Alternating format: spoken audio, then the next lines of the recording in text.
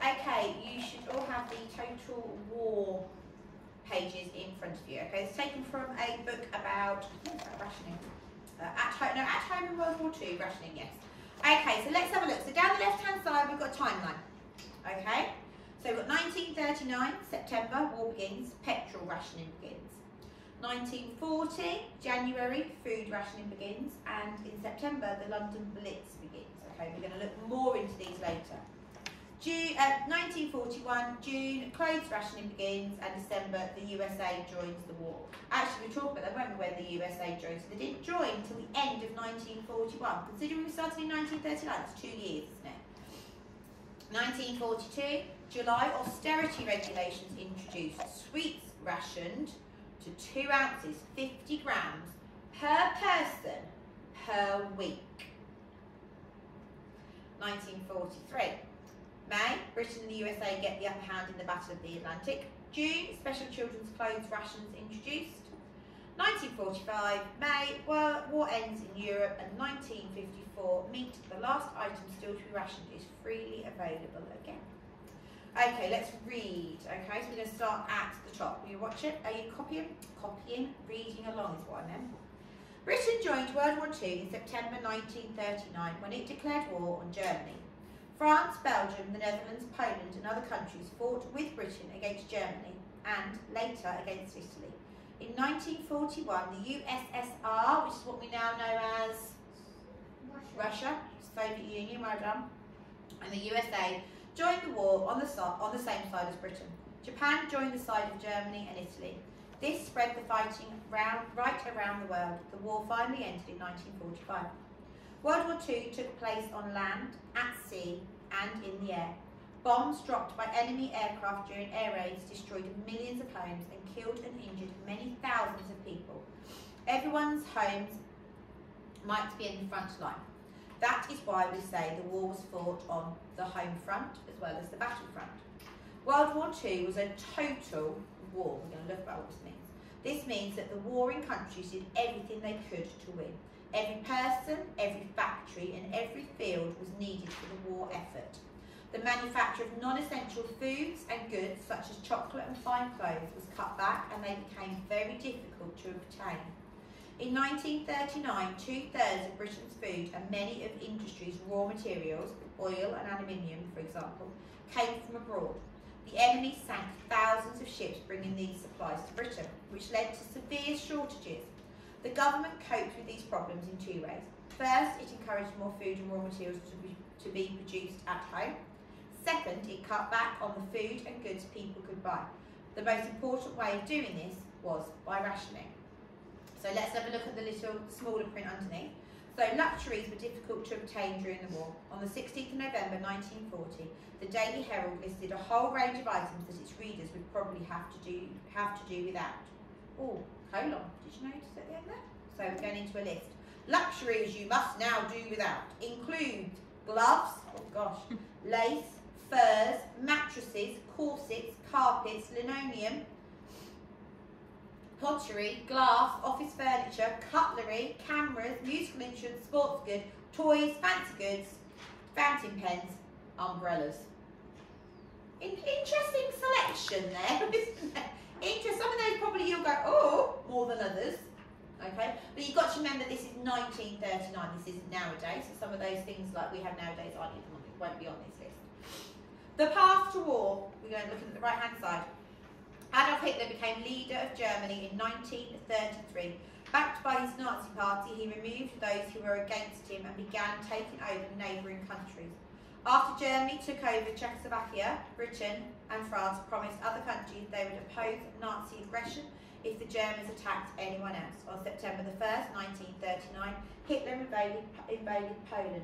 2 days later, Britain and France declared war on Germany. Okay, so quick fire question. Find and write a word. Find a word that means the same as extravagances. What word in that text meant the same as extravagances? Any ideas? I'm going to take it on the second half. So a word that means the same as something. Do you know what extravagances means? Something extravagant, something you don't necessarily need, maybe that you want more than need? Something you don't need for your everyday life. Does that give you a clue? Does it mean that everyone wants to win more? So what word in there means the same as extravagances? You're finding a word in the text. Total. Not this, no. I might say if you have a TV in your bedroom, that is an extravagance. Do you need one in your bedroom as well as one downstairs? It's an extravagance. I might say if you have your own phone and iPad, that's an extravagance.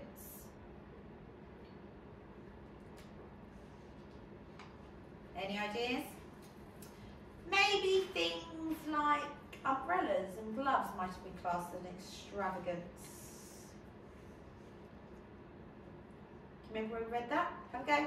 Luxury. Yes, luxuries. That's another word for extravagance, okay? Do you know what the word luxuries means? So something that's a bit more than you actually need. It's more of a want thing than a need thing, okay? What does, oh this is interesting, especially now, when we did this 2 years ago, this word perhaps didn't mean the same. What does non-essential mean? We hear that word loads now. Non-essential travel, non-essential shops. What does non-essential mean? Don't have to do it. Yeah, so essential means you need it, you must have those things. So the shops that are open at the moment are shops that sell food, anything to do with medicine or caring for pets and things like that, or caring for you. Things you need, okay? So non-essentials is another way of saying those luxury items, okay? Things that you don't need. So isn't it strange how it's almost coming around again now, words like this? So non-essential. 2 years ago, the children in year 5, 6 would have not necessarily known what non-essential means. Now it's almost part of our daily vocabulary, isn't it? We hear it so much. Anyone else give an example of what a non-essential was between 1939 and 1945? What, there's a list of them, wasn't there? What could have been classed as a non-essential? Anything? Have a go. Gloves. Gloves, although they're essential today. Toys. Toys, yeah. Well, instruments. Yeah, musical instruments weren't a necessity, were they? You could live without them. Fancy goods. Fancy goods. What do you think it means by fancy goods? Quite an interesting phrase. We wouldn't necessarily use fancy goods now, would we?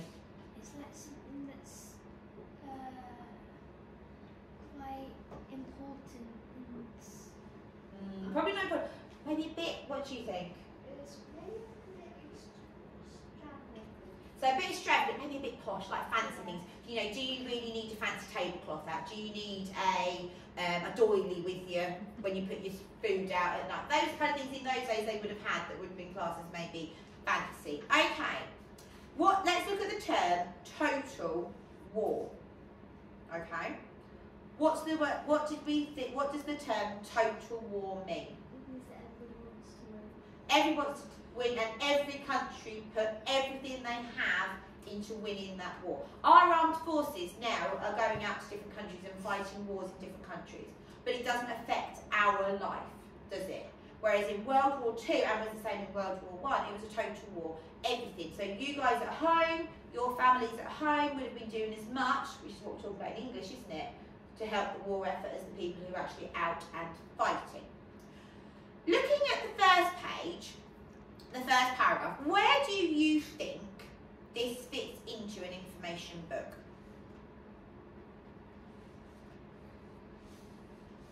What would we call this bit here, the very first paragraph? If we were writing it ourselves, what do we call that first paragraph quite often?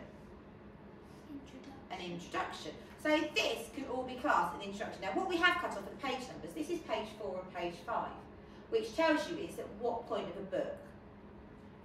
So it's in a book like, it's not this book, but it's in a book like here. It's an introduction. So where in this information book, it's not this one, but where would these pages come? At the First pages. Yeah, one of the first pages. It's introducing what the book's going to be about. So actually the book's going to be about rationing actually. And so it gives you a bit of background, doesn't it? So rather than an introductory paragraph, it's almost introductory pages. It gives you timelines, it gives you a bit of a background, it gives you what led up to the war starting, and then it ends up, the most important way of doing this was by rationing. And actually the whole book is actually about rationing rather than the war as such. Okay, is there any other vocabulary in there you weren't sure about? Any other words that you thought I'm not sure about?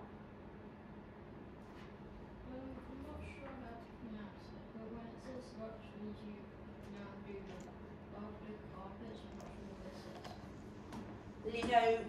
Linoleum. Lino is the abbreviation. You know, sometimes in your house you have like plasticky flooring. Oh, I've got it in my kitchen. Looks like tiles quite often. It's called lino now. We abbreviate it to lino. That's what that is. So floor. It's another type of floor covering. Very popular in those days. Obtain.